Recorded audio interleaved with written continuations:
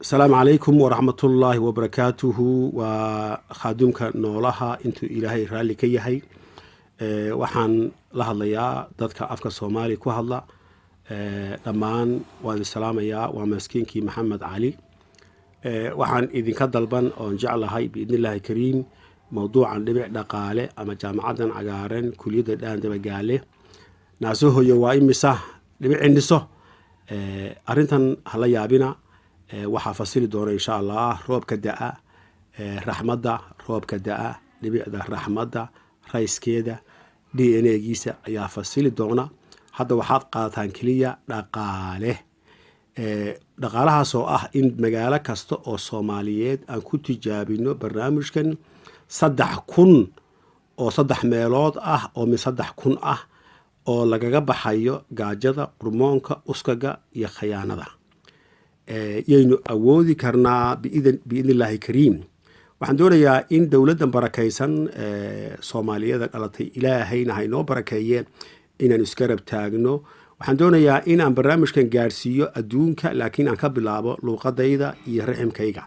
waxaan doonayaa nin kastoo afka Soomaali ku hadla magaaladiisa inaan ka sameeyo beerta raxmada iyo biqilka barakaysan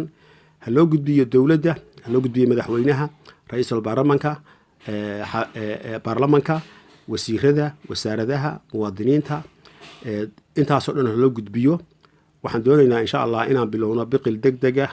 oo barakaysan magaalo kasta Burco Boosaaso Baydhabo Hargeysa Jabuuti Jigjiga meel kasta af Soomaali ku hadla raadiyo in loo sameeyo oo dhibic dhaqaale aan ku baro hal sano hal roob ay baynu kaga baxaynaa gaajada ka bacdina waxaynu u gudbaynaa Afrikada kale waxaan u baahanahay dadka Soomaalida wax soo bartay waxaan u baahanahay marka u horeysa biidnillaahi kariim nin wax sawiri kara oo idinku sheego sawir waxaan u baahanahay dadka beeraha soo bartay waxaan u baahanahay dadka carrada iyo dhagaxa soo bartay waxaan u baahanahay kuwa sayniska soo bartay waxaan u baahanahay kuwa dhakhaatiir oo kala duwan waxaan u baahanahay hooyada Soomaaliyeed ee taqaana hararka iyo kabada waxaan u baahanahay aabaha Soomaaliyeed dhirta magacyadeeda yaqaana dhirta kala duwan kuwa caanaha leh kuwa aan caanaha lahayn kuwa dhanaan kuwa macaan kuwa khadhaadh kuwa biyaha leh kuwa dhuuxa qoyan waxaan u baahanahay bulshada meel kasta waxaan u baahanahay culimo intaasoo dhan waxaynu gelaynaa meel aan hadhow wax ka weydiino markaasaan soconaynaa waxaan u baahanahay inaan idin insha Allah aan idin baro biidnillaahi kariim 3,000 oo lagu dhuftay 3 meelood oo ah dawada dhirta iyo bii'ada daweynta dabeecadda saaxiibayaal u gudbiya dawladdan barakaysan insha Allah